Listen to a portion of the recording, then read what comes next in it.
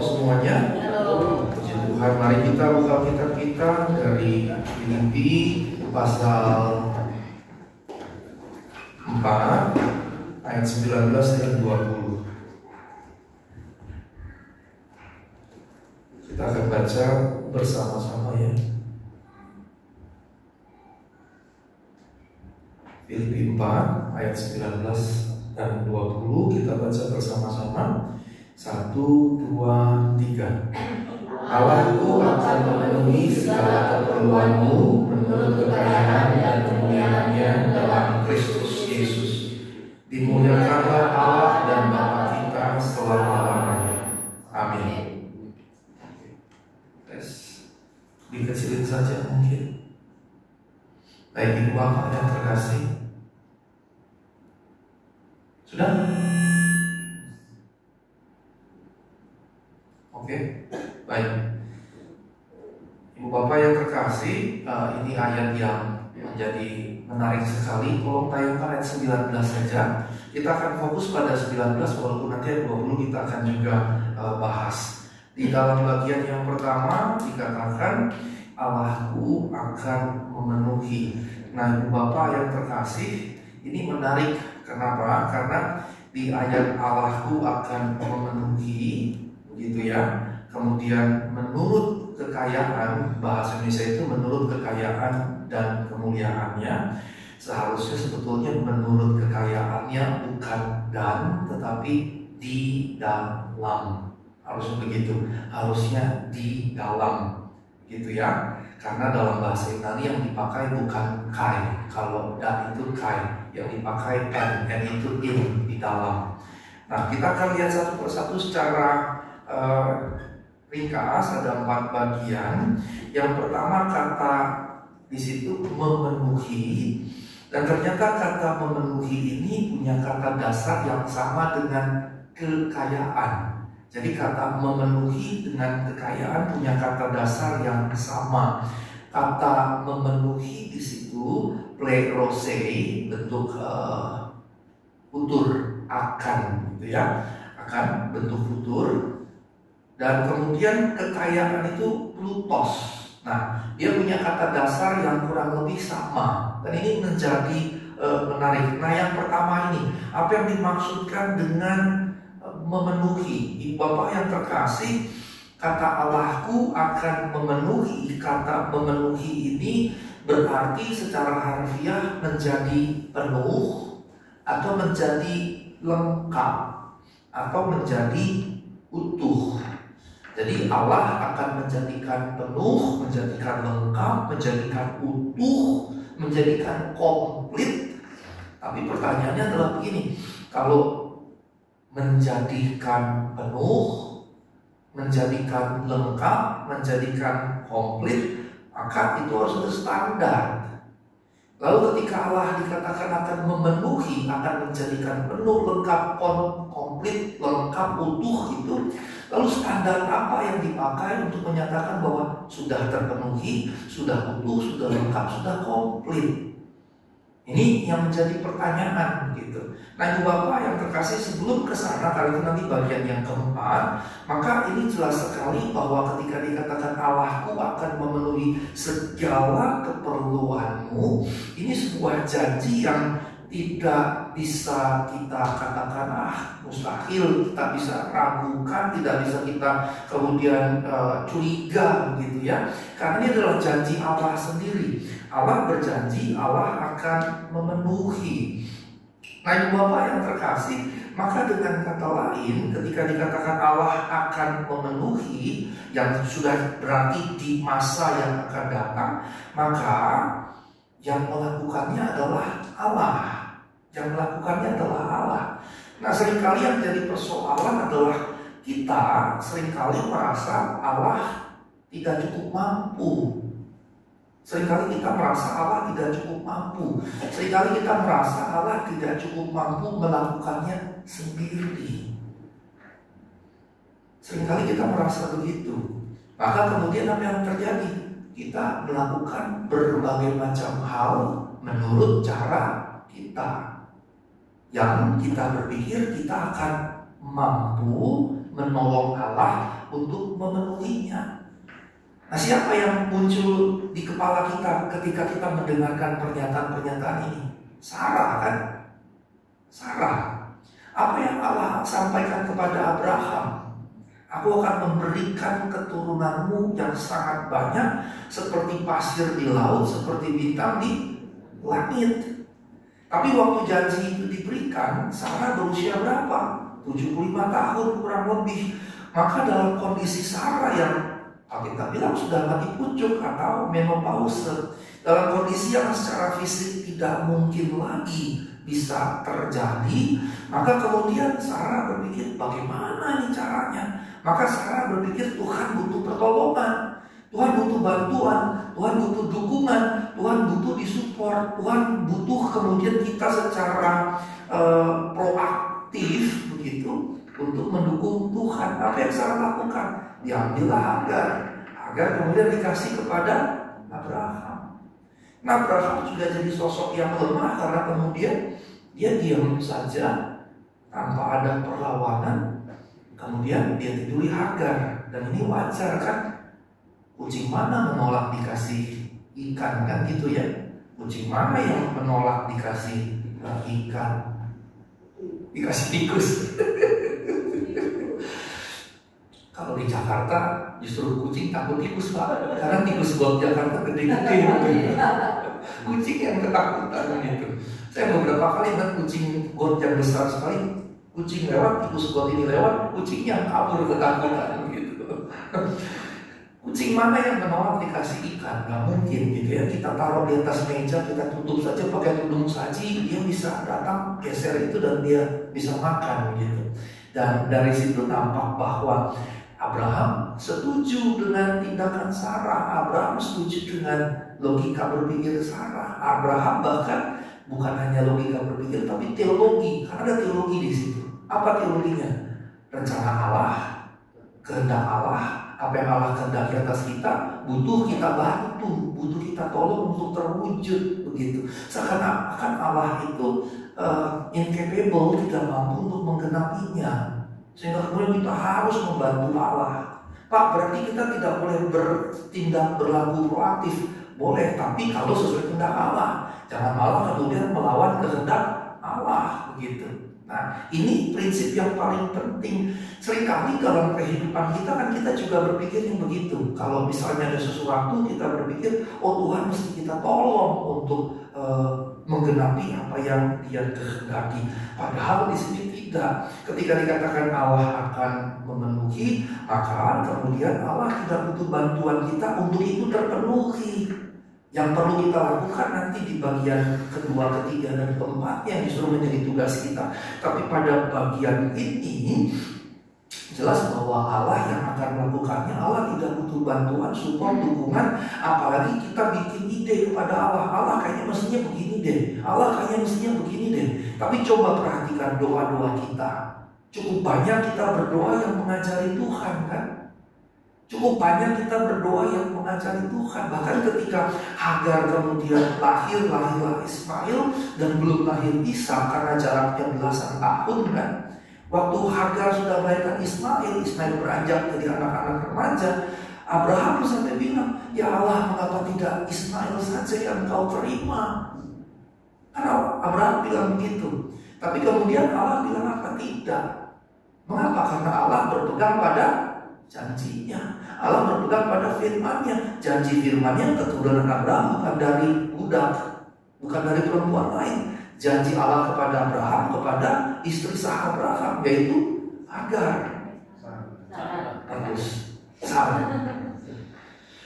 Janji Allah kepada Abraham, kepada istri sahnya satu-satunya. Setelah itu ada keturah istri ketiganya. Tapi kemudian Abraham begitu menyadari sikap Allah, keturah dengan anak-anaknya kemudian dipisahkan, diberikan harta, tapi kemudian dipisahkan karena itu bukan bagian dari janji Allah atas Abraham. Keturunan yang banyak itu hanya dari Abraham dengan Sarah. Maka ketika ada istri ketiga keturah, itu pun kemudian dipisahkan karena Abraham sudah mengerti di situ.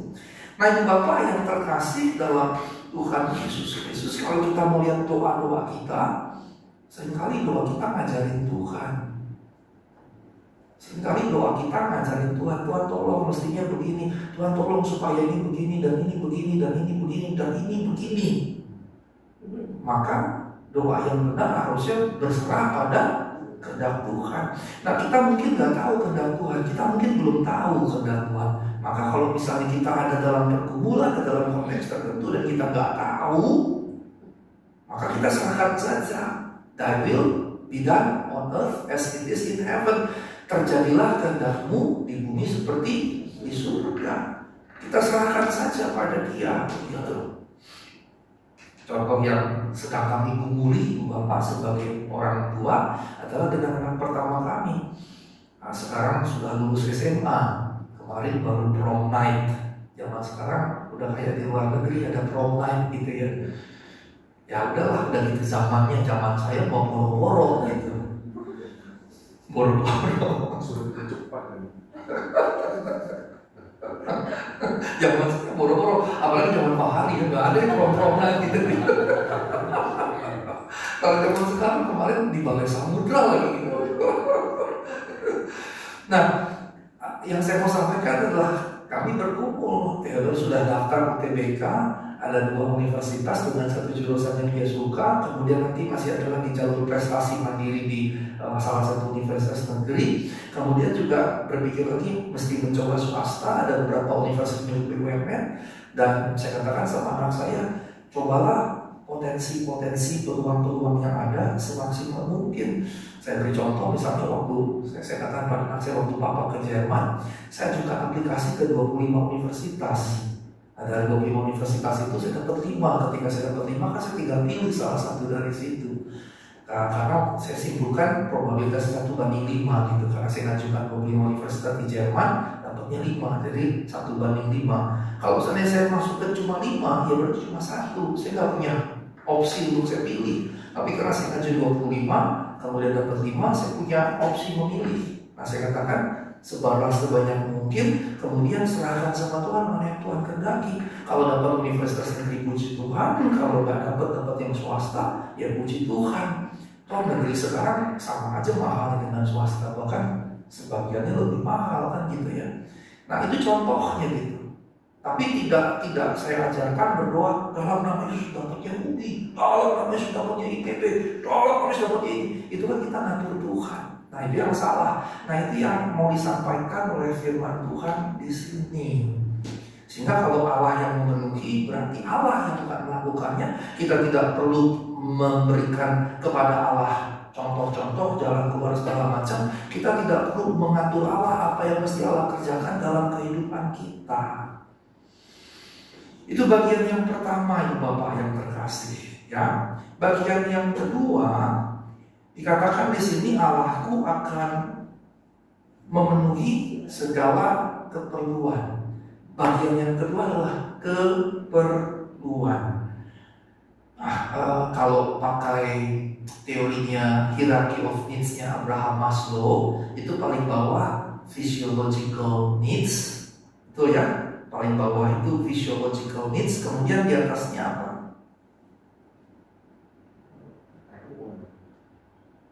Safety needs, kemudian love and belonging, kemudian esteem, kemudian paling atas self actualization. Nah, physiological needs itu air, udara yang kita minum, udara yang kita hirup, makanan, tempat berteduh, tidur, baju, kemudian juga reproduksi.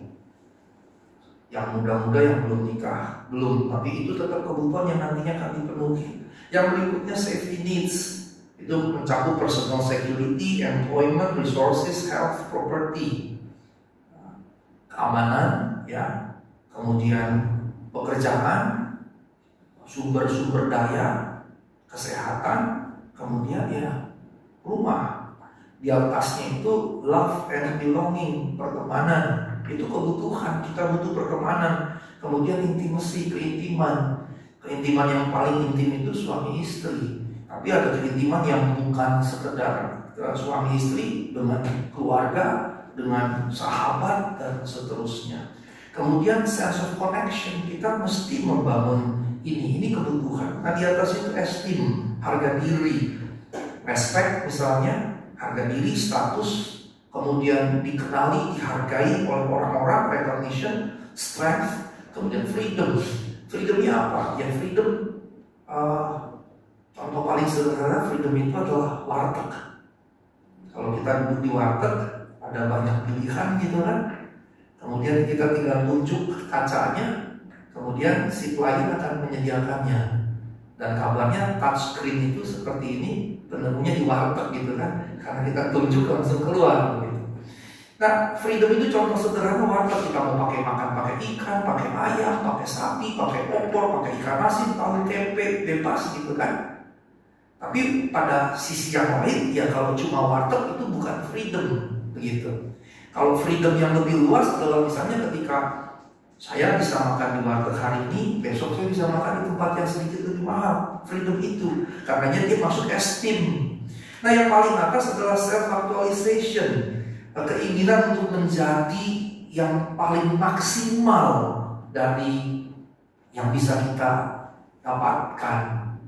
Saya ingat sekali misalnya waktu saya kuliah S1 dengan gelar STH, ya ada pelayanan yang saya kerjakan tapi cuma begitu. Tapi begitu saya bergelar MTH, maka saya bisa mengajar S1.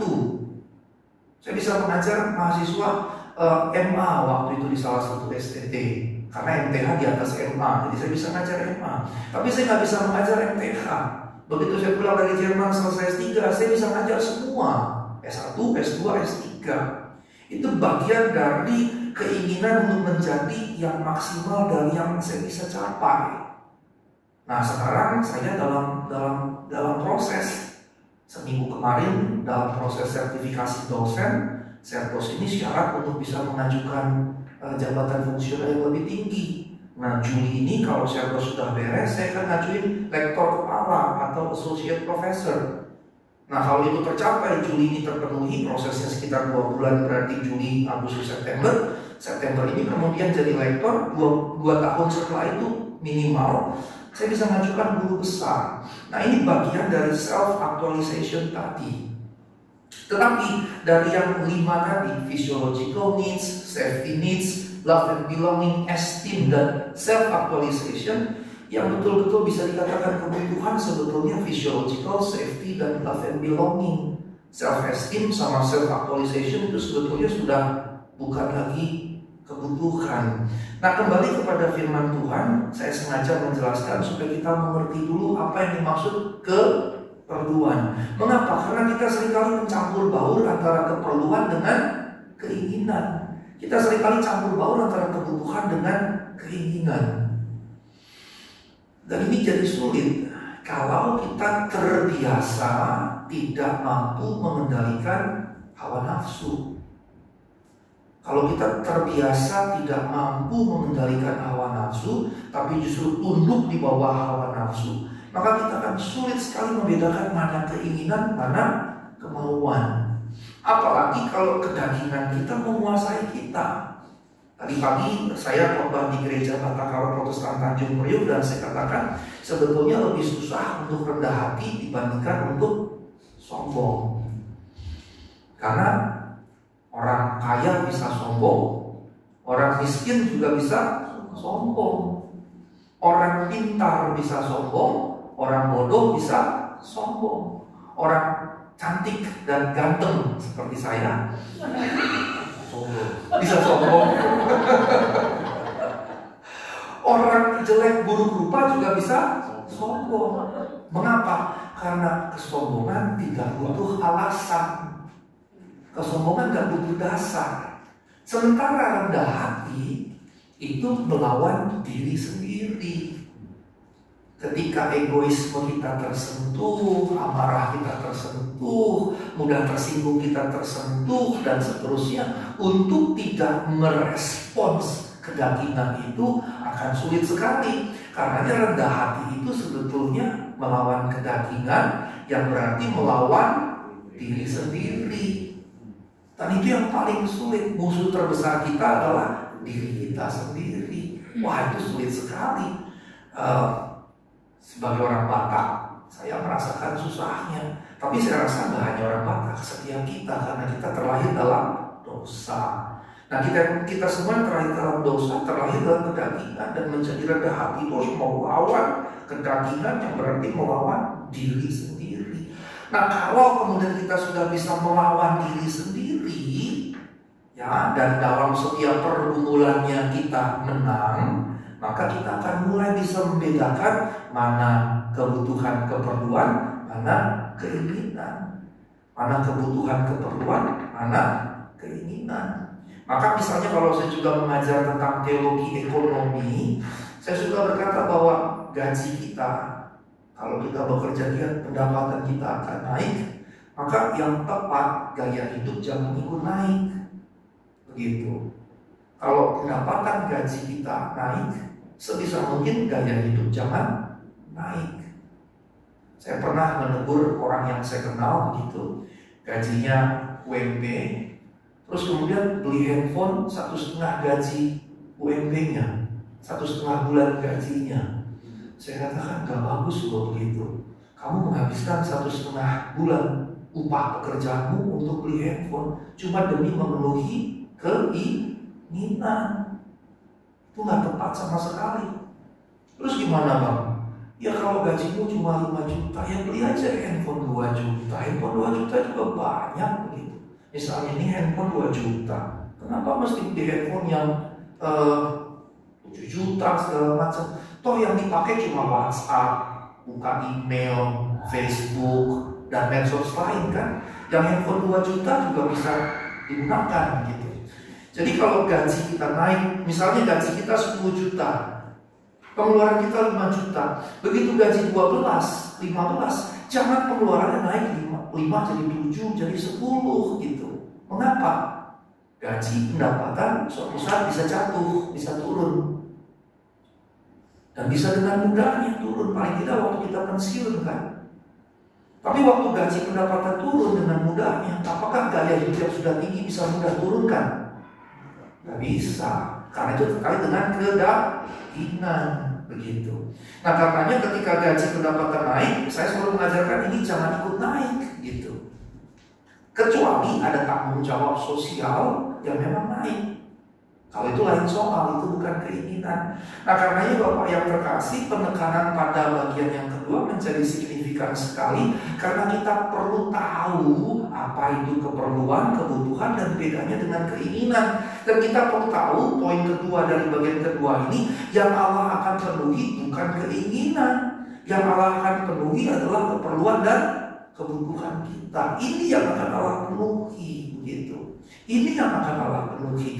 Dan kalau kita mau dibentuk oleh Tuhan dengan baik, dengan mudah, kita akan bisa dengan proses itu mengerti ini. Tapi kalau tidak akan sulit sekali gitu.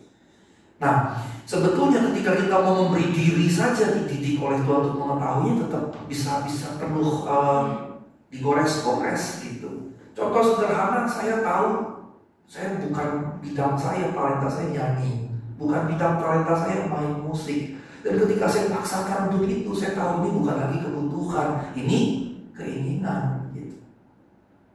Bagi saya pribadi itu jadi keinginan. Mengapa? Karena itu bukan panggilan Tuhan yang Tuhan berikan bagi saya begitu. Tapi kalau itu panggilan Tuhan yang Tuhan berikan bagi saya, maka itu keperluan dan saya harus maksimal di situ. Tapi ketika kemudian itu bukan panggilan talenta, karunia yang Tuhan berikan kepada saya ngotot, itu jadi keinginan.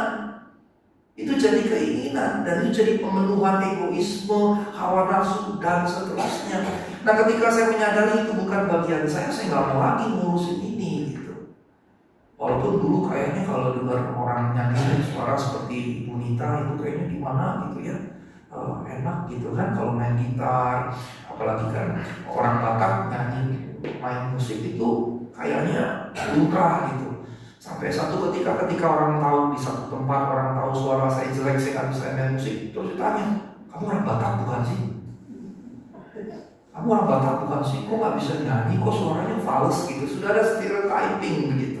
Dulu saya sedih, bahkan bisa sakit gitu. Aduh digituin, lama-lama udah biasa. Karena saya mengerti itu bukan bagian saya. sehingga itu jadi keinginan yang harusnya saya singkirkan. Maka saya fokusnya di sini, begitu. Nah, fokus saya apa? Ya saya sudah menemukan panggilan-panggilan saya mengajar dan seterusnya. Itu yang kemudian saya fokus. Nah, karena itu Bapak yang terkasih, kita mesti menemukan keperluan kita yang sebetulnya individually, perorangan itu bisa beda-beda juga. Keperluan setiap kita ini bisa beda-beda bergantung pada tempat yang Tuhan berikan kepada kita, panggilan yang Tuhan sediakan berikan kepada kita, dan karunia talenta yang Tuhan berikan kepada kita. Sangat bergantung pada itu semua. Karena kita mesti mengenali keperluan kita itu apa. Mesti betul-betul mengenali yang tiap orang berbeda-beda, begitu. Kalau saya dalam posisi misalnya direktur, ya, maka punya mobil untuk level tertentu itu sebuah kebutuhan, begitu. Tapi kalau saya pendeta naik Mercedes-Benz itu udah ngaco, gitu. Udah ngaco. Kalau saya pendeta saya naik Mercedes-Benz itu udah ngaco. Gak ada kebutuhan pendeta naik Mercedes-Benz. Tapi kalau direktur utama, presiden director, owner sebuah perusahaan, dia butuh itu bagian dari membangun relasi tadi untuk bisnis segala macam, gitu. Bagaimana dia misalnya mau mengajukan tender ke satu tender tertentu, gitu, dia naiknya Avanza misalnya. Orang udah gak percaya duluan, dia sanggup gak sih kerjain ini, begitu. Tapi kalau saya pendeta kemudian saya naik Mercedes-Benz, wah itu udah gak bener, gitu. Kebutuhan apa yang dipenuhi di situ? Itu keinginan. Kalau saya, kenapa? Jangan ke situ, Pak. Kalau saya pengusaha tapi pendeta bagaimana? Ya saya harus bisa memilih dong. Waktu saya dalam konteks bisnis, ya saya boleh pakai mobil yang lux, gitu. Tapi kalau kemudian saya dalam kerangka melayani, saya pakai mobil yang lux. Sementara di jemaat saya naik angkot, atau anggota jemaat di mana saya pernah naik angkot, saya nggak tepat di situ. Dan saya bukan hamba Tuhan jadinya. Kalau saya pendeta pengusaha, tetap justru harus bisa memilah-milah, begitu. Kalau saya cuma pendeta, ya nggak boleh sama sekali. Nah, karenanya keperluan ini perlu di-underline. Karena setiap kita mesti mengecek keperluan kita masing-masing seperti apa, karena itu bisa berbeda-beda. Yang berikutnya, yang ketiga, bagian yang ketiga dikatakan menurut kekayaan. Nah, Bapak yang terkasih, tadi saya katakan bahwa kata memenuhi dengan kata kekayaan punya kata dasar yang sama. Nah, kekayaan di sini plutos, pleroo itu sama dari kata plu tadi, full, begitu ya. Maka yang dimaksud dengan kekayaan di sini, Bapak yang terkasih, ini yang mesti saya underline. Kekayaan yang dimaksud di sini bukan material,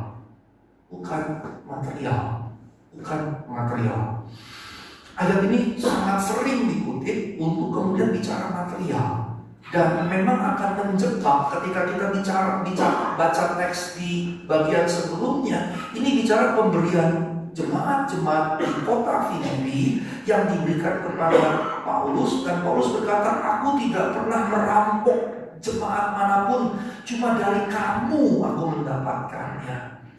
Dan kemudian dari apa yang mereka berikan, Paulus merasa diberkati dengan bukan materi yang diberikan, tapi kerelaan hati jemaat Filipi yang memberikannya dengan penuh sukacita.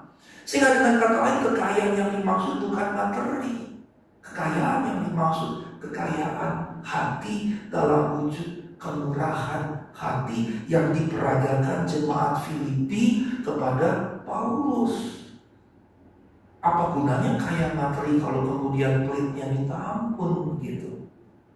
Saya ingat sekali dulu ada job begitu ya, ada job ketemulah orang Katolik, kemudian orang Pentakosta dengan Yahudi, begitu. Mereka saling ngobrol, terus saling bercerita bagaimana mereka memberikan persembahan.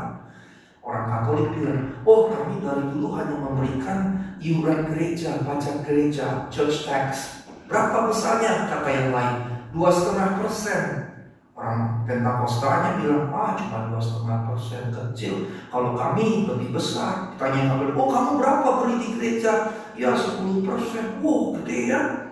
Terus kemudian orang Yahudinya senyum-senyum. Nah, Katolik sama Pentakosta tadi bingung, ya apa Yahudi ini memberikan lebih banyak begitu kan? Terus mereka bertanya, kalau kamu gimana di agamamu, di Yudaismemu? Oh, kami mah gampang, ambil duit kami punya, kemudian kami berkata kepada Tuhan sambil melempar duit kami, Tuhan, nih saya lempar, ambil berapa yang kau punya, sisanya buat saya.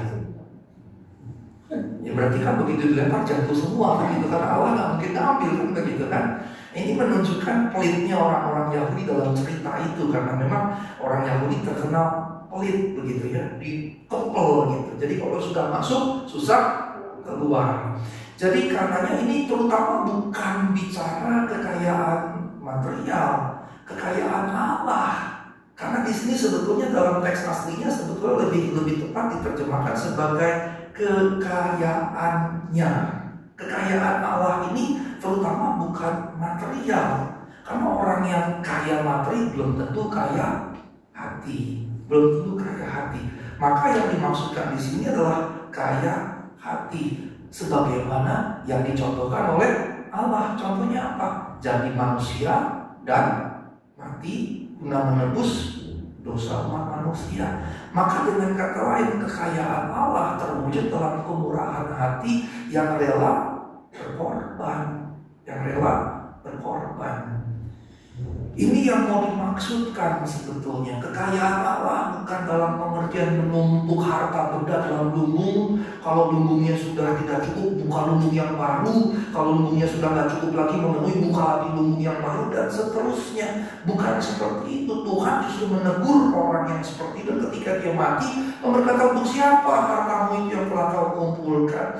Maka kekayaan Allah di sini justru kemurahan hati, yang ekspresi puncaknya adalah dia jadi manusia, bahkan mati bagi menebus dosa umat manusia. Sehingga kekayaan Allah di sini adalah kerelaan, kemurahan hati, memberi diri. Itu yang kemudian Allah maksudkan.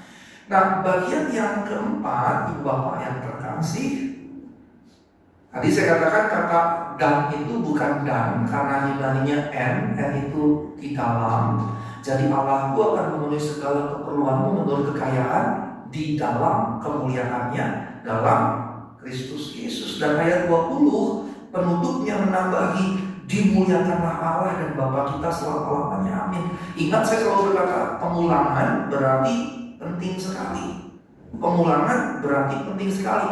Balik ayat 19, dan kemuliaannya, kemuliaan Bapa dalam Kristus Yesus. Ayat 20-nya, dimuliakanlah Allah dan Bapa kita. Ini pengulangan yang berarti mau menunjukkan bahwa dari 3 penjelasan yang saya sudah berikan kepada Bapak sekalian, yang terpenting adalah Allah dimuliakan. Yang terpenting adalah Kristus dimuliakan. Yang ayat 19b-nya Kristus, ayat 20-nya Bapa, yang berarti ya Allah Tritunggal.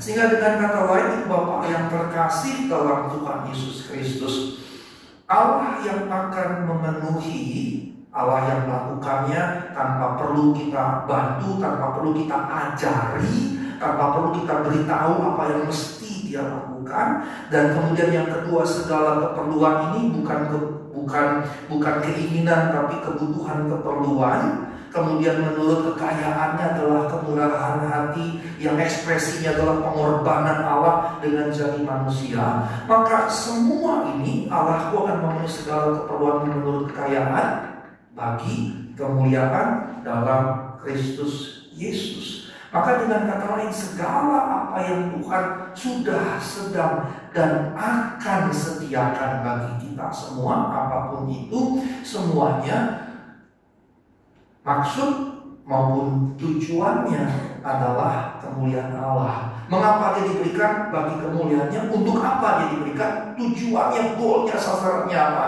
Kemuliaan Allah. Maka sebetulnya kita mesti mengecek dari segala yang terjadi dalam kehidupan kita yang Tuhan sudah, sedang, dan sediakan. Kita mesti bertanya, kemuliaan Allah apa yang mau Allah nyatakan di sini? Kemuliaan Allah apa yang mau Allah tunjukkan? Atau bahkan lebih dalam lagi, kemuliaan Allah apa yang di dalamnya Allah libatkan kita untuk menyatakannya. Karena dengan begini dia tarik kita untuk terlibat menyatakan kemuliaannya. Maka ini yang mesti kita tanya, kemuliaan apa? Dan ini juga sebetulnya pada sisi yang lain jadi semacam indikator atau tolok ukur dari apa yang kita sudah sedang dan akan kerjakan. Sudah sedang akan kita kerjakan ada dua tolok ukur untuk mengeceknya perlu kita lakukan atau tidak. Pertama, apakah Allah dipermuliakan? Yang kedua, apakah kita jadi berkat? Apakah Allah dipermuliakan dan apakah kita jadi berkat? Nah, ini yang harus jadi indikator dalam kita melakukan apapun dalam segenap kehidupan kita. Dan percayalah, Allah selalu menyertai kita dan akan selalu memenuhi segala yang kita perlukan. Bawa semua kepada Tuhan, dan mulai sekarang jangan hanya dengan kekuatan sendiri, tapi justru libatkan Tuhan secara maksimal dan lihat bagaimana nanti Dia akan bekerja. Amin. Mari kita bersatu.